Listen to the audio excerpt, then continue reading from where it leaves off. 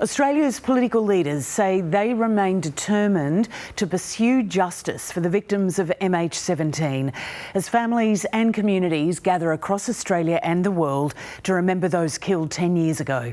38 Australians were among the 298 passengers and crew who were killed when the plane was hit by a Russian-made missile over Ukraine on July the 17th, 2014. The Netherlands and Australia hold Russia responsible, but Moscow still refuses to admit blame. Attorney General Mark Dreyfus has travelled to the Netherlands for a memorial there, while families will gather in Canberra, from where Peter Lusted joins us now. Peter, 10 years since this tragedy, how will Australians be commemorating and remembering the victims today? Well, Emma, there'll be two ceremonies, one held here at Parliament House in Canberra. That will be led by the Foreign Minister Penny Wong, and there'll be about 100 family members of the victims attending a memorial service and wreath laying. There's also a service being held at The Hague in Netherlands, where the Dutch royalty and Dutch Prime Minister will attend, as well as the Attorney General Mark Dreyfus and other Australian families as well. There were 196 Dutch nationals who died in the crash. Now, this was a decade ago. It was just a routine flight from Amsterdam to Kuala Lumpur that was shot down over East Ukraine, killing all 298 people on board. Now, at the time, there were Russian-backed rebels in East Ukraine, and they were fighting. It's believed they mistook the passenger plane for a Ukrainian military aircraft. An investigation by the Dutch Safety Board found that it was a Russian-made surface-to-air missile that brought the plane down, but Russia has always maintained that it didn't have a role to play in this. Now, 3 men have faced conviction, 2 Russian men and 1 pro-Russian Ukrainian man. They all face a Dutch court. They were tried for murder and they were given life sentences, but they were all tried in absentia, and as Russia hasn't given them up, it's considered unlikely that they will serve any time for those sentences. So what happens next in terms of securing justice for the victims? Well, those 3 men I just mentioned, the Attorney General Mark Dreyfus says Australia hasn't given up, that those men will face time for their sentences. The Netherlands is pursuing a case against Russia in the European Court of Human Rights, and the Netherlands and Australia are pursuing Russia in a civil aviation court. Here's some of what the Attorney General had to say about that. We're going to continue to pursue Russia through every means possible. The Netherlands has got a case against Russia in the European Court of Human Rights. We, together with the Netherlands, have a case against Russia in the International Civil Aviation Organisation. We've had one hearing already. We're expecting another hearing in October this year, and we won't let this go until we've brought Russia to account. The Attorney General Mark Dreyfus there speaking strongly about Australia's drive to bring Russia to account over this matter on what's a very sombre day, Emma. It certainly is. Peter, thank you. All right, well, let's go to the US now, where the Republican National Convention is set to continue as fresh reports emerge over an Iranian assassination plot against the former US president. Michael is in Washington for us, and Jade McMillan, our bureau chief, is in Milwaukee at the convention. Michael, I want to start with you. These reports emerged just a few hours ago. What do we know about them? Multiple US media outlets, Lisa, are reporting they have been briefed by security officials that those security officials have uncovered a plot by the Iranian regime to assassinate former President Donald Trump. They haven't been clear on the timeline involved in this alleged plot, but intelligence agencies did say that information was passed on to Secret Service agents ahead of the rally in Pennsylvania that resulted in the attempted assassination of Donald Trump. Now, we do know Donald Trump was no great friend of the Iranian regime, and the feeling was mutual. Donald Trump, as president, ordered a drone strike that killed Qasem Soleimani, one of the top Iranian commanders. He was the head of the Quds force that directed Iran's proxy military forces around the world in places like Syria and Lebanon. All we have at the moment is a statement from the National Security Council. I'll bring that up on screen for you. It is from spokesman Adrian Watson. She doesn't confirm these reports, but she does say, as we have said many times, we've been tracking Iranian threats against former Trump administration officials for years, dating back to the last administration. These threats arise from Iran's desire to seek revenge for the killing of Qasem Soleimani. We consider this a national and homeland security matter of the highest priority. Now, we do know that, as I said, Secret Service agents were told about this threat before that rally. Security was increased. And so, Lisa, obvious questions are being raised with louder voices this afternoon as to why that big security lapse happened that resulted in Thomas Crooks, the shooter, trying to kill Donald Trump on that rally stage. So we are only just getting these reports through, but expect a lot of blowback and a lot of consequences from this news. Yeah, there'll be lots of questions that can be answered, I guess, exactly how many people were rostered on that day, what was the approach taken, and it could be some time before we learn all that. But it is absolutely fascinating how this story's developing. Jade, at the same time, Donald Trump is absolutely in campaign mode, isn't he? We're in the middle of the convention. He's got his running mate. What are they all planning?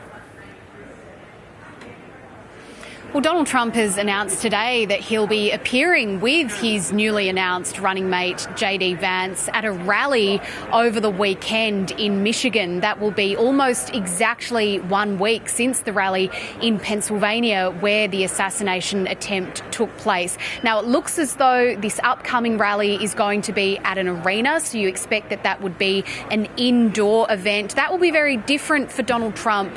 He likes holding these really large outdoor rallies with a sort of festival-like atmosphere, like the one we saw in Butler, Pennsylvania, but there will obviously be such enormous security considerations around this upcoming event, so that is perhaps why we are seeing it take place inside an arena instead. Now, that will come at the end of the Republican National Convention. It is still pretty quiet here, Lisa. Things are kicking off later than they did yesterday, but this stadium will start to fill up soon.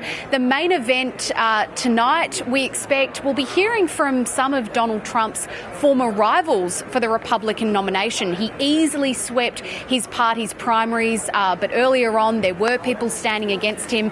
We'll hear from some of them, entrepreneur Vivek Ramaswamy, also Florida Governor Ron DeSantis, and perhaps most notably former United Nations Ambassador Nikki Haley. She was the final candidate that stood against Donald Trump. It did get pretty bitter between them towards the end of that primary season. She called the former president unhinged. She said that older candidates should take mental competency tests, and she didn't endorse him when she bowed out of the race. But she has since said that she will vote for him, and she was added to the speakers list after what happened in Pennsylvania over the weekend, and we expect that she'll try to send a message of unity. Oh, it'll be overflowing with unity tonight for prime time, I'm sure, Jade. Often at these conventions you see Australian officials or politicians, allies of America, who want to sort of get an eye on what's going on. So who's there this week? Yeah, the Australian ambassador to the US, former Prime Minister Kevin Rudd, is here. He's really trying to build on relationships with people that could end up being in a future Trump administration. He will also be attending the Democratic National Convention next month. Now, he, like we've heard from others in the Australian government, has really condemned that attack against Donald Trump, condemned the violence at that rally. And he also had strong words about an incident that has taken place in Australia. This was a concert in Sydney by the band Tenacious D. It's a duo. One half of that is the actor and musician Jack Black. And at this concert, it's reported that he asked his bandmate Kyle Gass what he wanted for his birthday, and Kyle Gass responded, "Don't miss Trump next time." Now, Jack Black has posted a statement to Instagram. He says that he was blindsided by what was said, that he would never condone hate speech or encourage political violence in any form, and Tenacious D's future tour dates have been called off. But this is what Kevin Rudd, speaking at the convention here earlier, had to say about what had happened there. It makes me feel sick.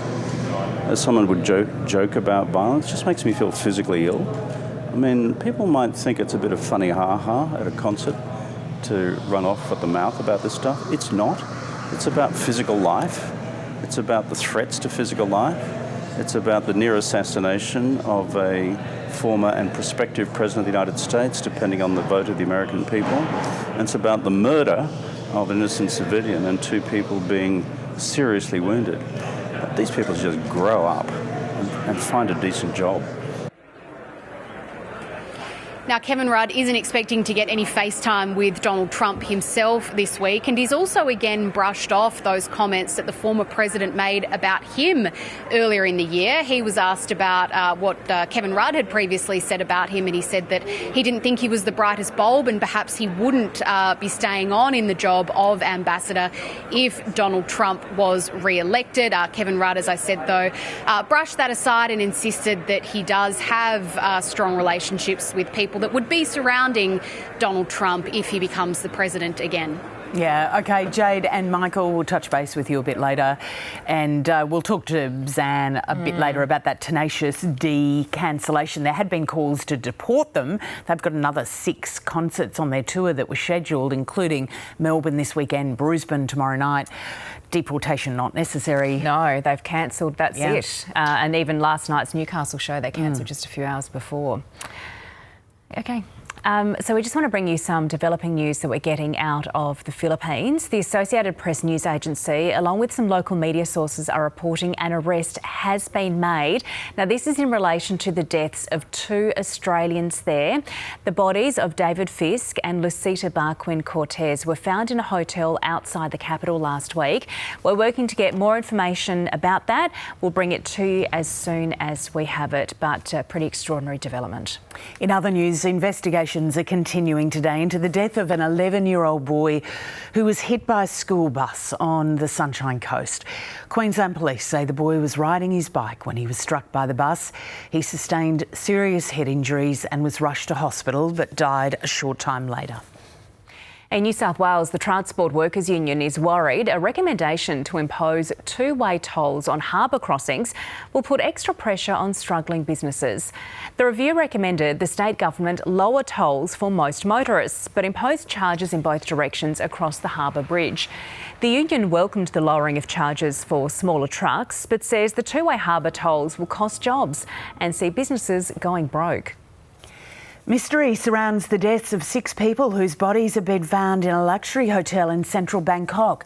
2 have been identified as Vietnamese Americans, while the other 4 were Vietnamese nationals. Police believe one person is unaccounted for. They found suspicious substances at the bottom of glasses inside the room. Victoria's First Peoples Assembly has taken one of the final steps required to begin treaty negotiations with the state government. The organisation has notified Victoria's Treaty Authority that it's ready to negotiate, with a declaration to be presented at a ceremony in Melbourne today. The state government says a treaty will ensure decisions are made to improve the lives of First Nations peoples. Health experts are calling on the federal government to introduce a national subsidy program to lower the cost of gluten-free food for people with coeliac disease. A study from the University of Wollongong has found that most gluten-free items are up to 500% more expensive than the regular versions. In New Zealand and the UK, people with coeliac disease can receive a prescription that reduces the cost of staple gluten-free foods. OK, let's take a look at global markets now. So the futures are pointing up, but what we have seen is a really big jump in the Dow. The Australian dollar has dropped a little bit. It's now buying 67.3 US cents. But that increase in the Dow was the biggest jump in a year, Lisa. Yeah, 1.85%, all based on the fact that they think there might be an interest rate cut in the US after some promising inflation figures for June.